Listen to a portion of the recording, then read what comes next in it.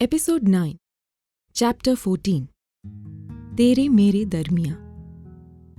Living room से देर रात खटपट की आवाज सुन माही की नींद खुल गई।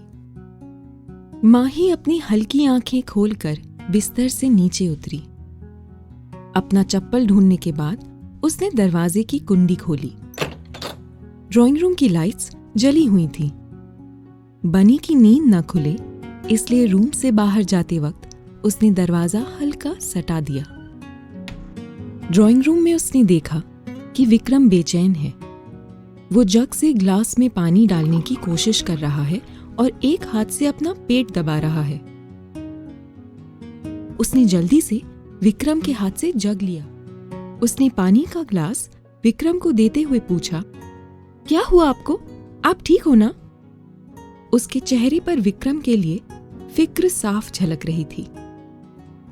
कुछ नहीं हुआ, मैं ठीक हूं। आपको देखने से तो ऐसा बिल्कुल नहीं लग रहा।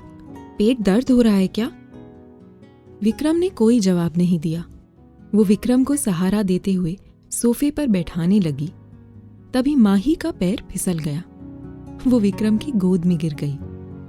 उसका एक हाथ विक्रम के कंधे पर था।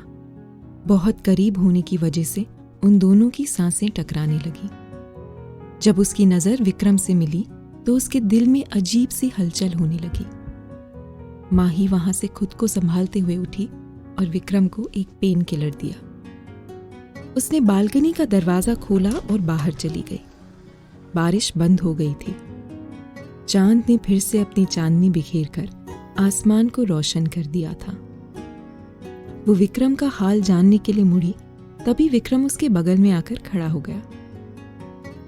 आपका दर्द ठीक हुआ? ठीक नहीं हुआ तो हॉस्पिटल चलते हैं। सॉरी, मुझे पता नहीं था कि आप स्पाइसी खाना नहीं खाते। मैं अब ठीक हूं, विक्रम ने उसे देखते हुए कहा। इसके बाद दोनों चुप हो गए और आसमान की तरफ देखने लगे।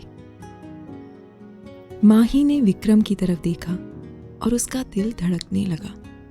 वो विक्रम से दूर जाते हुए बोली, आप अंदर बैठ जाओ, थोड़ा आराम मिलेगा। विक्रम की हालत देखकर उसने कुछ देर के लिए उसके पास ही रहने का फैसला किया। दोनों सोफे पर बैठ गए। दोनों के बीच खामोशी थी। आप गजल सुन लो, आपको अच्छा लगेगा। ये बोलकर माही ने होम थिएटर पर जगजीत सिंह का प्लेलिस्ट चला दिया। गजल सुनकर दोनों की नजरें टकरा गईं। विक्रम उसे देखने लगा। अब सो जाते हैं। मैं भी पागल हूं, इतनी रात को गाना चलाने लगी। उसने जल्दी से होम थिएटर ऑफ करते हुए कहा। कुछ देर बाद विक्रम ने चुप्पी तोड़ते हुए कहा, आज रात हम इसलिए आपको परेशान करने आ गए क्योंकि बनी आपको देखना चाहता था। वो हैरान हो गई। उसने दिलचस्पी लेते हुए पूछा, बनी मुझे देखना चाहता था? जब से आपने उसे स्टोर रूम से बाहर निकाला है तब से शायद बनी आप पर बहुत भरोसा करने लगा है, विक्रम ने समझाया। माही ने गौर किया। विक्रम बनी के सामने शांत ही रहते हैं। अच्छा, तो ये बात है, माही ने कहा। उसने एक सवाल पूछा जो वो बहुत दिनों से सोच रही थी। क्या बनी बोल नहीं पाता? मैंने अभी तक बनी के मुंह से एक शब्द नहीं सुना, बस उसे सर हिलाते हुए ही देखा है। ऐसा नहीं है, वो बोल सकता है पर वो बोलना नहीं चाहता है, विक्रम ने जवाब दिया।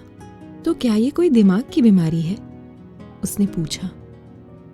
हाँ, विक्रम ने बिना किसी छुपाने वाले इरादे से जवाब दिया।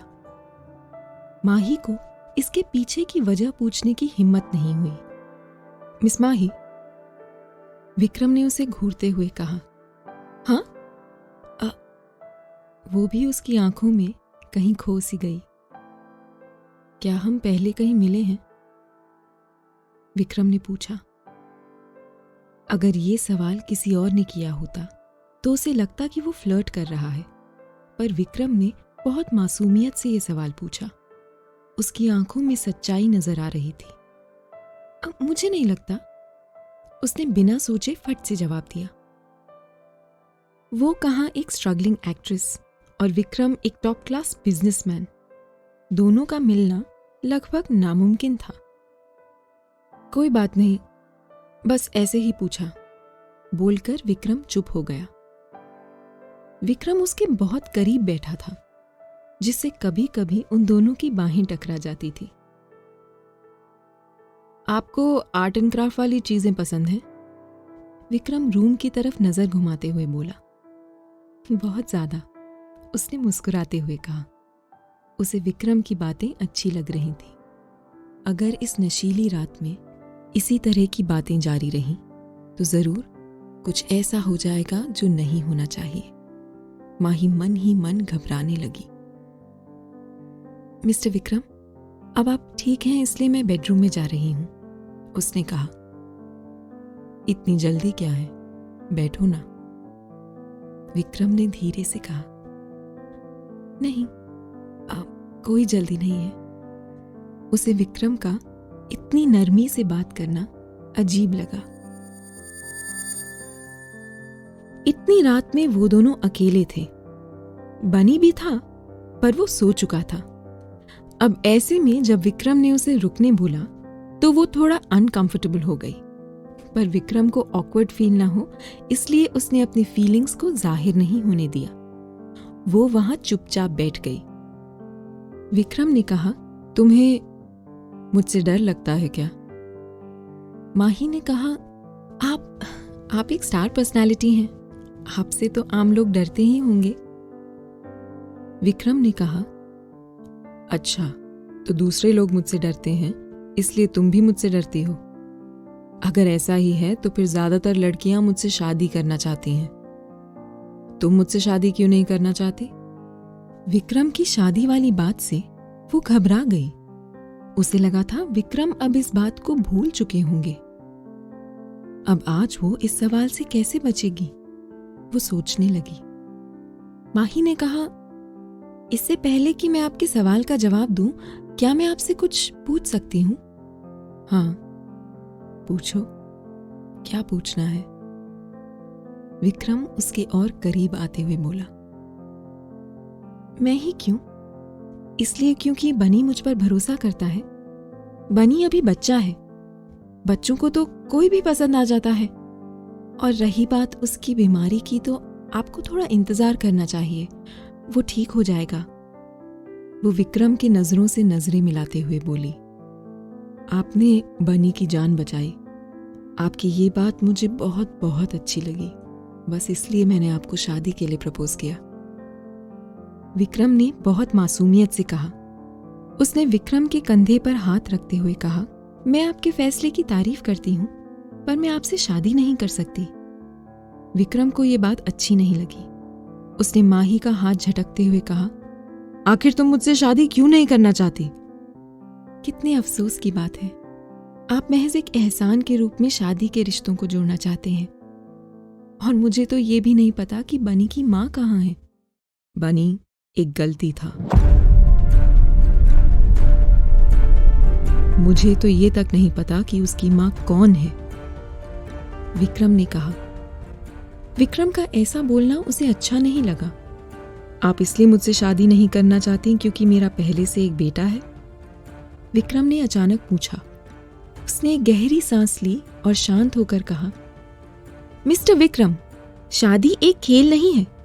मैं एक इंडियन वुमन हूं और शादी के बंधन को पवित्र मानती हूं।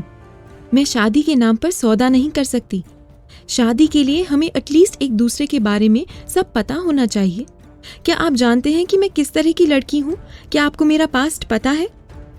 नहीं, मैं बस इतना जानता हूं कि मैं जिस लड़की से शादी करना चाहता हूं वो आप ही हो। आपके पास्ट से मुझे कोई मतलब नहीं है, विक्रम ने जवाब दिया। ऐसा नहीं हो सकता विक्रम, हम दोनों एक दूसरे से बहुत अलग हैं, इसलिए हमें साथ नहीं होना चाहिए। मेरी बात मानो और शादी की जिद छोड़ दो, माही ने कहा। उसके चुप होते ही रूम में एक बार फिर खामोशी छा गई। विक्रम ने शांति से कहा, तुम इस बारे में इतना मत सोचो। मैं समझता हूं। वो विक्रम को देखकर बोली, मैं अब सोने जा रही हूं। Good night. Good night. Vikram ने अपने एक्सप्रेशंस को नॉर्मल रखते हुए कहा।